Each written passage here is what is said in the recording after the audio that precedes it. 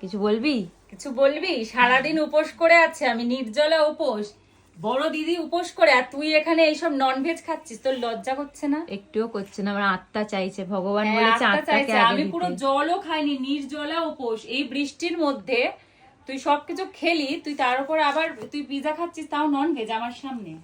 তুই তো ভেজিটেরিয়ান, তা কি করব, তোর সামনে কি খাবো না? তুই যে আমার সামনে ওই ঘাস পাতা খাস, আমি কি কিছু বলি? এই মানুষটা নির্জলা উপোস আজকে দিনে, আজকে শ্রাবণ মাসের বন্ধুরা, সোমবার। আমার আত্মা চেয়েছে, আমি কি খাবো না?